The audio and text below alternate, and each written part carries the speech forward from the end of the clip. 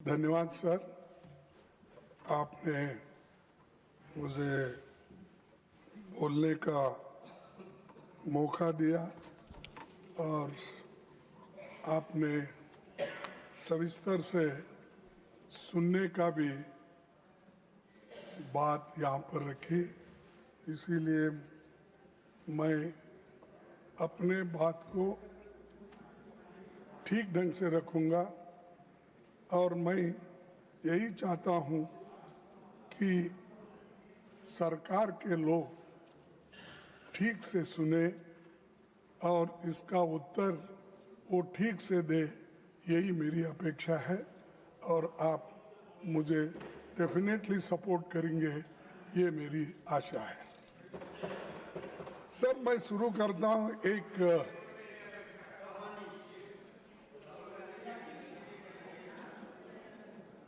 मैं शुरू करता हूँ, पेपर चुराने वाले बचते रहे, पेपर चुराने वाले बचते रहे, मेहनत करने वाले पीटते रहे।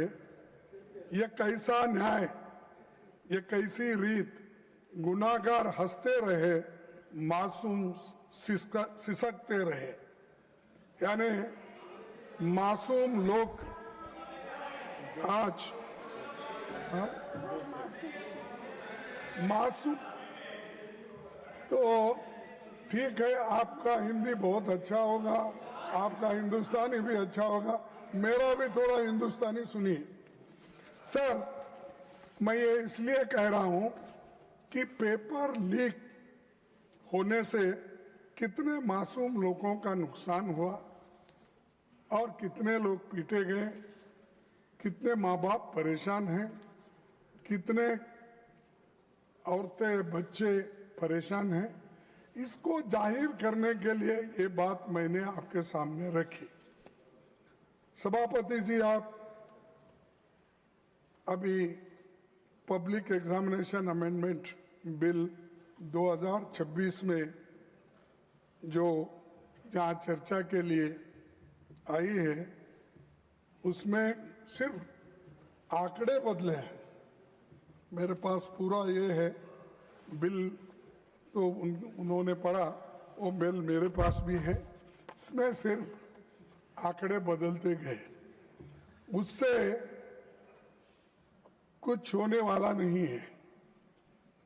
ज्यादा जुर्माना, कड़ी सजा, special task force, fast track courts जैसे प्रावधान आपने इसमें रखा है, इससे कुछ फर्क पड़ने वाला नहीं। फर्क इससे पड़ेगा आप किस ढंग से इस एग्जामिनेशन को लेके चलेंगे और विदाउट पेपर लीक आप कैसा बनाएंगे, वो उस पे ऊपर निर्भर करता है। नहीं कि इसको हमने बढ़ाया 1 करोड़ से 10 करोड़ किया या 2 महीने से 6 महीने किया, इससे सुधारने वाला नहीं है। तो इसलिए मेरा कहना ये है कि ये तो नई बात तो नहीं है, लेकिन ये जो मजबूत कानून लाने के लिए हमने 2024 में ही इसकी मांग रखी थी, लेकिन तब आपने हमारी इस बात को नहीं माना और उधर से अभी अपने भाषण में कहा कि आप लोगों ने नहीं माना। लेकिन इस मजबूत कानून को ठीक करने के लिए हम बार बार आपके सामने कहते रहे, लेकिन आप किए नहीं। लेकिन 2 साल के बाद आप जो काम कर रहे हैं उसे 2024 में ही क्यों नहीं किया? अब कर रहे हैं 2024 में, यानी 2 साल पहले आप क्यों नहीं किए? क्योंकि तब आपको राजनीति करनी थी, लोकसभा चुनाव सामने थे। राहुल गांधी जी भारत जोड़ो न्याय यात्रा में लगातार पेपर लीक और युवाओं के भविष्य का मुद्दा उठा रहे थे। आप ये करते तो क्रेडिट नहीं मिलता था उस वक्त, इसीलिए आप उसको छोड़ दिए। तो उस समय परीक्षा व्यवस्था को सुधारने की बजाय आप जल्दबाजी में ऐसा कानून लाए, जिसे 2 साल में ही आपको संशोधित करना पड़ रहा है। सभापति जी, इस अमेंडमेंट बिल का हम स्वागत करते हैं, लेकिन ये अभी भी अधूरा है। ये पेपर लीक होने के बाद भी इसकी कार्रवाई को मजबूत करना ये जरूरी है। पेपर लीक होने से रोकने की मजबूत व्यवस्था इसमें नहीं है। सिर्फ आपने आंकड़े बदले, लेकिन आपका इंटेंशन आपने इसमें नहीं बताया, इसको कैसा रोकना।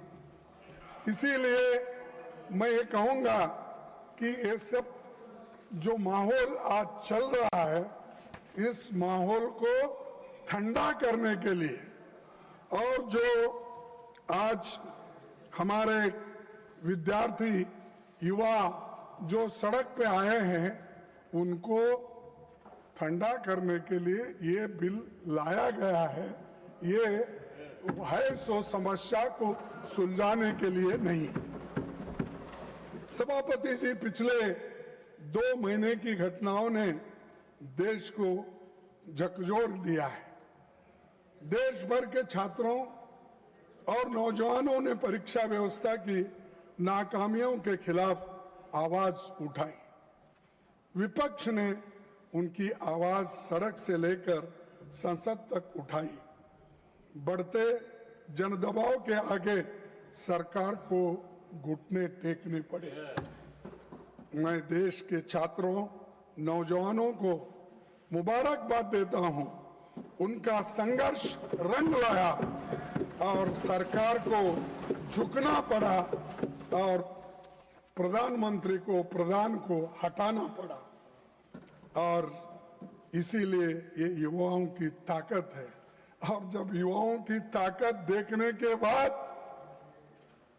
हमारे सरकार को भी ये मालूम हुआ, अरे इससे ज्यादा अगर हम कुछ खींचतान करेंगे तो धागा टूट जाएगा और हमारी कुर्सी चले जाएगी। इसीलिए डर के आखिरी में उन्होंने युवाओं का जो डिमांड था उसको माना, लेकिन उसमें यह है, उसके पीछे है कि उनकी कुर्सी बचाने के लिए भी ये काम उन्होंने किया,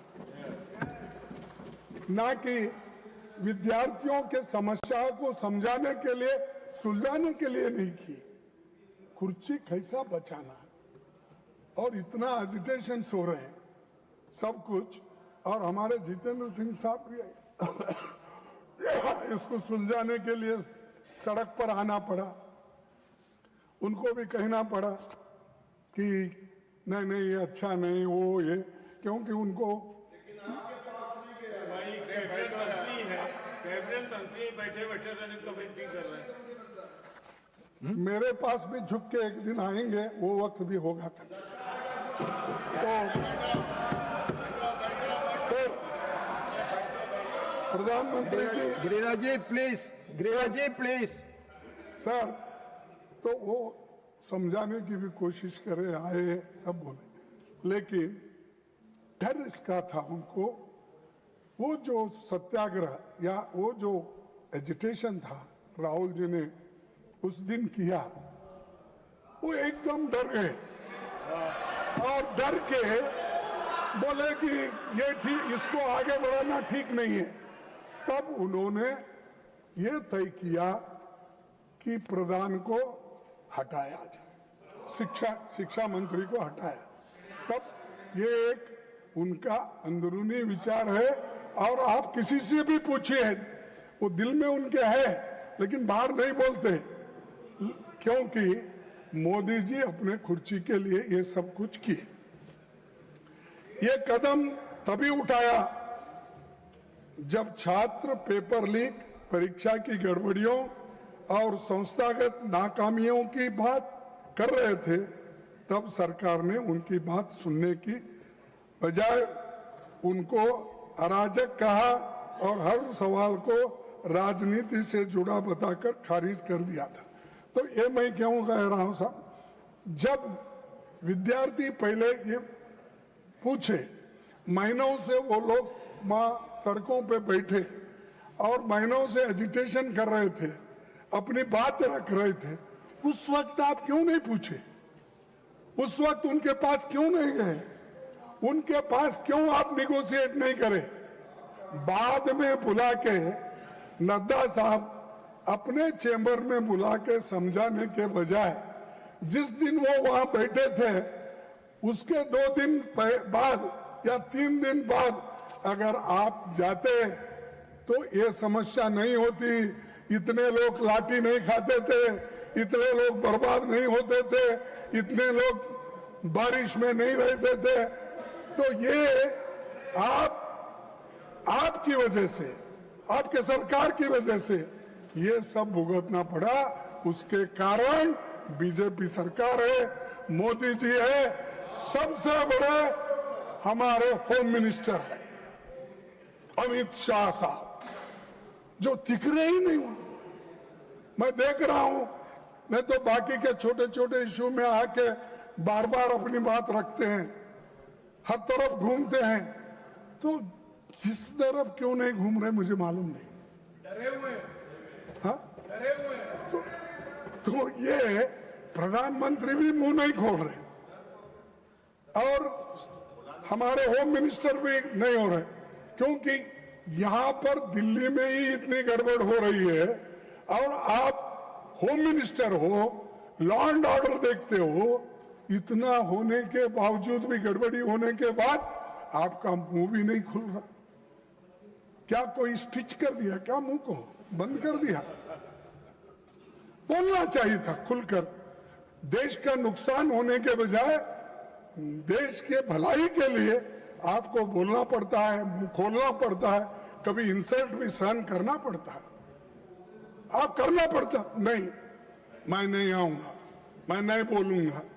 अगर आप ऐसा बोलेंगे तो जो सबक स्टूडेंट्स ने तुमको सिखाया है उससे डबल सारे विद्यार्थी और युवक मिलके एक दिन फिर आपको वो सबक सिखाएंगे।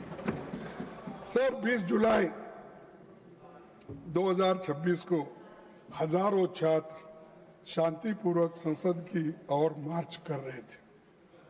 वे संवाद चाहते थे, लेकिन उन्हें मिला लाठीचार्ज, आंसू gas, water cannons, pellet gun, current वाले बैरिकेड, मेट्रो लाठी में कीले रखकर और रेलवे स्टेशन भी बंद करे और मेट्रोस बंद करे और इंटरनेट बंद करे। ये सब ठप हो गया। ये सब आपने किया और इससे विद्यार्थी उछक, नागरिक भी बहुत इसमें गुस्से में रहे। तो इसीलिए उनको ये एजिटेशन करना पड़ा, लेकिन आप संभाल नहीं सके, शांति से उनसे बात नहीं कर सके। 100 से अधिक छात्र इस एजिटेशन में जो थे वो घायल हो गए और आईसीयू में वेंटिलेटर राम मनोहर लोहिया हॉस्पिटल में पड़े बहुत से, और कई बच्चों को आंखों में वो पैलेट के छर्रे लगे, आंख पे लगे, पीछे लगे। आप सब देखे हैं, सब टीवी में आप बहुत देखते रहते हैं, आप देखे हैं। लेकिन ये देखकर हमको तो शर्म आई, उनको शर्म आया क्या नहीं मुझे मालूम नहीं।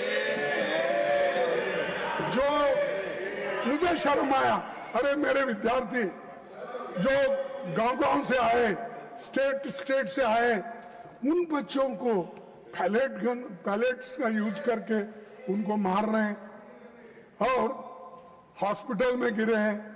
किसका आंख गया, किसका कान गया, किसका हाथ गया, किसका पैर टूटा। इसका जिम्मेदार कौन है? इसका जिम्मेदार आप है, होम मिनिस्टर है। बंद कमरे में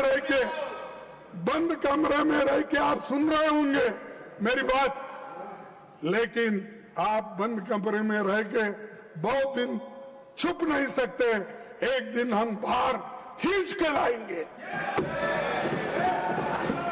और जनता के सामने हम दिखाएंगे इनके देश में क्या है।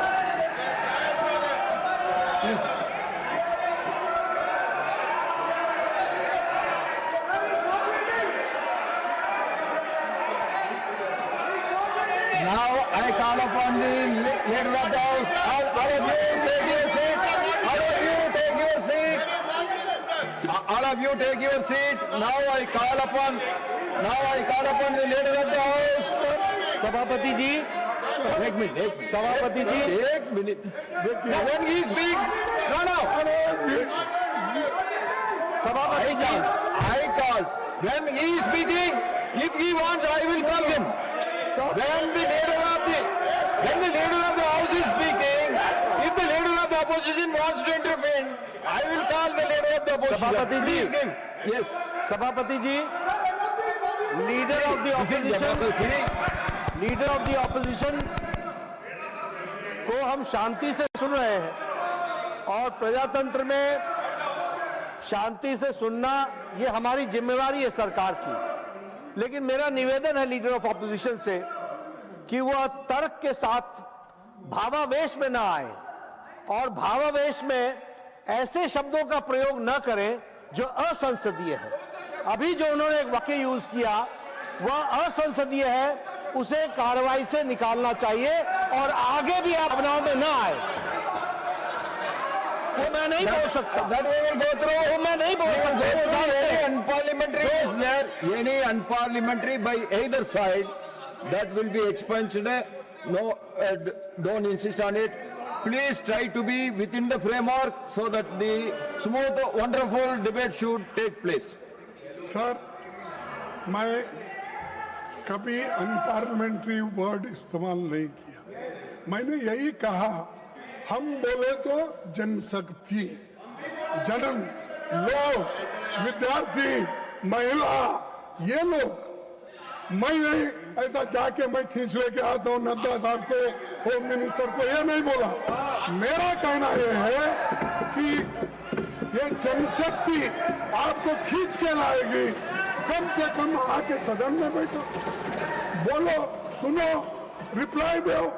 अब हमेशा हर चीज का हमारे पास हमदर्द बोल के कोई औषध था, तेज नहीं, जिंदा तिलिस्मात, हर बीमारी को जिंदा तिलिस्मात, फीवर आने दो जिंदा तिलिस्मात, और कोई को बुखार आ गया वो जिंदा तिलिस्मात, अच्छा खांसी आ गई जिंदा तिलिस्मात, उसका नाम ही जिंदा तिलिस्मात। हर कौन सी बीमारी आने दो, लोग हैदराबाद में वो जिंदा तिलिस्मात ही देते थे सब। तो वैसा इनके पास कोई नहीं। हमेशा जो अपने पोर्टफोलियो के विषय रहते हैं, ठीक है, एक आधा बार हमारे स्टेट मिनिस्टर्स उनके तरफ से बोलेंगे, कोई बहुत ही अर्जेंट काम है, ठीक है वो बोलेंगे, लेकिन हमेशा सारी बात नड्डा साहब को लगा देते हैं। वो नड्डा साहब हर चीज का वो निभाते हैं। और उसके बाद अब जितेंद्र सिंह आए, हर चीज को उनको आगे करते हैं। और ये सब क्या है, ये सब जिंदा तिलिस्मात का काम कर रहे हैं। छोड़ो सर, 20 जुलाई की घटना के तुरंत बाद सरकार को देश के सामने पूरी सच्चाई रखनी चाहिए थी, लेकिन हैरानी है कि इतनी बड़ी घटना के बाद भी आज तक मैंने कहा पीएम या एचएम अपनी बात नहीं रखे, इसके बारे में रिग्रेट भी नहीं करे। रात के 12 बजे, रात के 10 बजे इंस्टाग्राम उसमें ऐसा लेके बात कर रहे हैं, और क्योंकि उनको नींद नहीं आ रही थी, बहुत परेशान थे, अरे आपको तो मन की बात बोलने की आदत है, आपको तो हर बात में इंटरफियर करने की आदत है, आपको तो पिछले सरकार को 100 बार गालियां देने की आदत है। कम से कम बच्चों को एड्रेस करने के लिए आपको समय नहीं मिला, रात के 12 बजे मिला। और दूसरे बात, धन्यवाद वो भी रात के 12 बजे। Thank you friends. ये नए शब्द उन्होंने प्रयोग किए, नहीं तो हमेशा हिंदी में बोलते थे।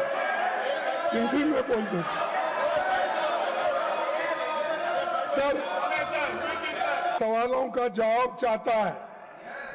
अगर गृह मंत्री इनके जवाब नहीं दे सकते तो उन्हें इस्तीफा देना चाहिए।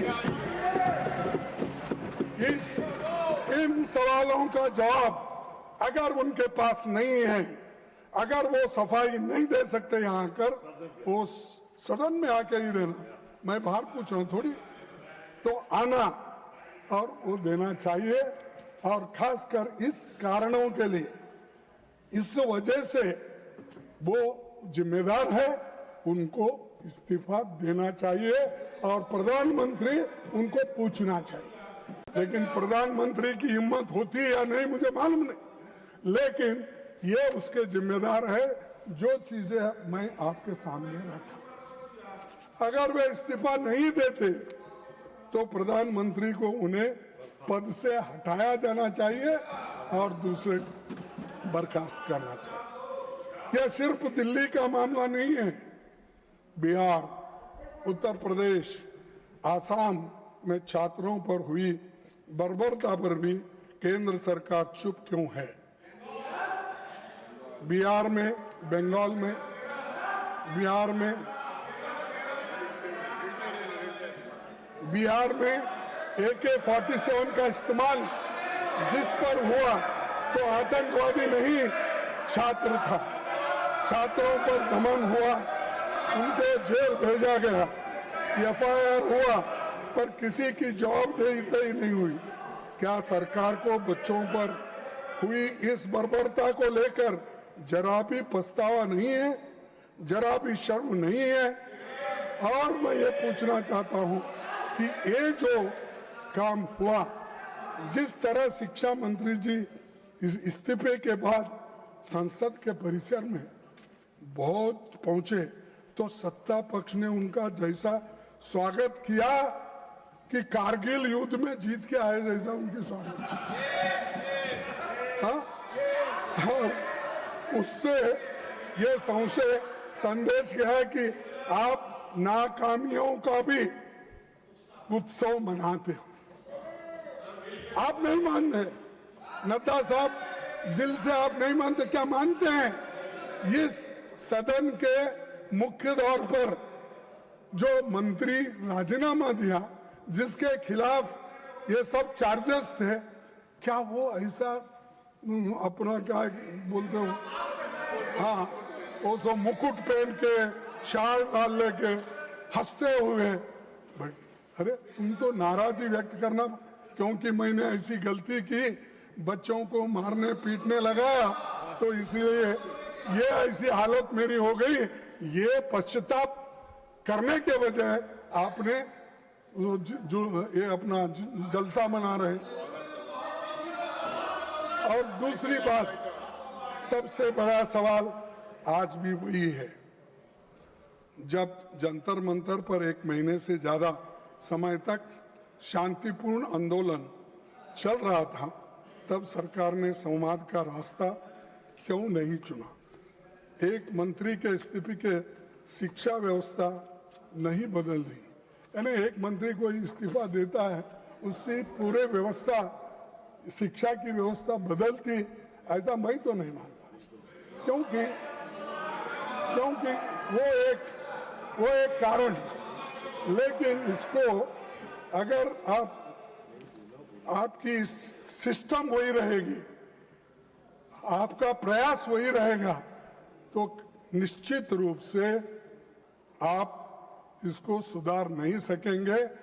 अब मंत्री तो गए, वो बात और है, लेकिन इसको सुधारने की कोशिश आप अभी भी नहीं कर रहे।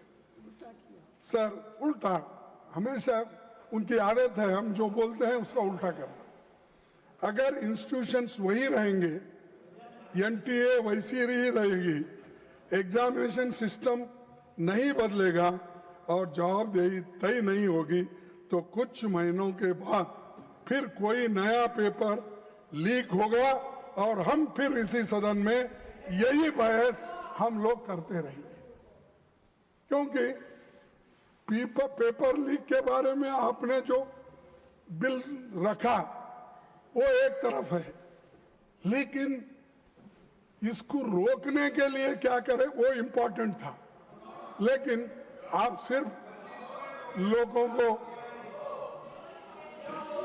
आपको रोकना है। सर, सभापति जी, सरकार की नाकामी के सबसे ताजा मिसाल नीट यूजी 2026 है, जिसमें 22 लाख से अधिक छात्र बैठे थे। पेपर लीक हुआ, परीक्षा रद्द करनी पड़ी और बाद में पता चला कि परीक्षा से लगभग 15 दिन पहले बाजार में पेपर गुम रहा था। जांच में पता चला कि शिक्षा तंत्र में घुसा एक संगठित नेटवर्क नासिक, सीकर, दिल्ली, जम्मू कश्मीर, बिहार, केरला और उत्तराखंड तक ये फैला हुआ था। गिरोह खुलेआम काम कर रहा था, पर सरकार सोई हुई थी। क्या आपके पास इंटेलिजेंस नहीं है? क्या आपके पास आईबी नहीं है? क्या हर स्टेट, आपके हर जगह तो डबल इंजन है, सरकार है, डबल इंजन सरकार, क्या वो लोग इंफॉर्मेशन नहीं देते? क्या आप कलेक्ट नहीं करते? तो समय नहीं है सर, है सब व्यवस्था उनके पास, लेकिन समय नहीं, इसको सुलझाने के लिए समय नहीं, उसीलिए वो ऐसा हुआ।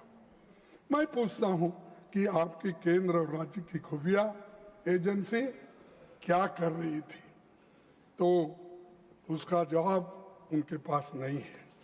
सभापति जी, ये कोई पहली नाकामी नहीं है।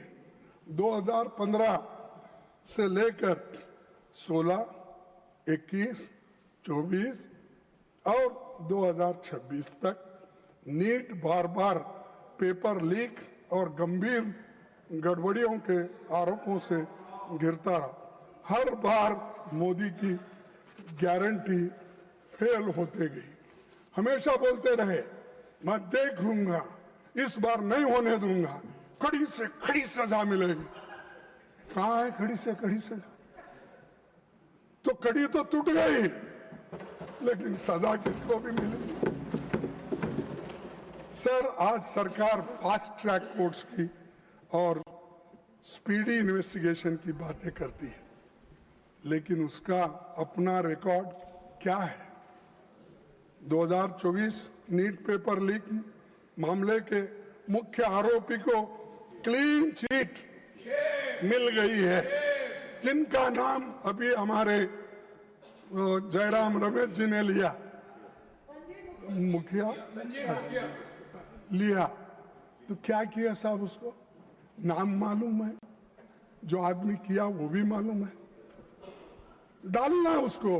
पार्टी भी मालूम है। हाँ, पहले तो बोलते थे छोटी मोटी चीज को, अगर डी नोटिफिकेशन, क्या है वो, डिमोनेटाइजेशन में अगर मैं विफल हो जाऊंगा तो 15 दिन के अंदर मैं नहीं करूंगा, मैं चौराहे पे अपने आप को लटका देना, मेरे फांसी डाल। ये उन्होंने कहा, मैं मजाक से नहीं कर रहा, आप ही की बात है। लगाओ ना इसको, जो आदमी किया आपको मिला है, आपके हाथ में है, जो आपको उसको क्लीन चिट दे रहे हैं, जो मिलता है उसको छोड़ रहे हैं, और आपका अचीवमेंट 0 है, किसी को शिक्षा अब तक नहीं हुई।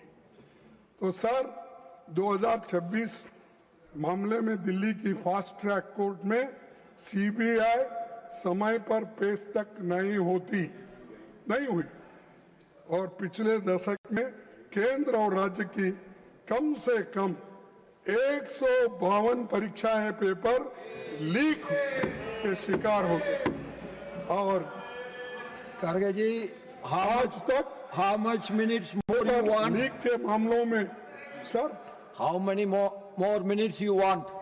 Because time is over, I am just asking. I want, sir, you could have asked me how many more hours you want instead of more.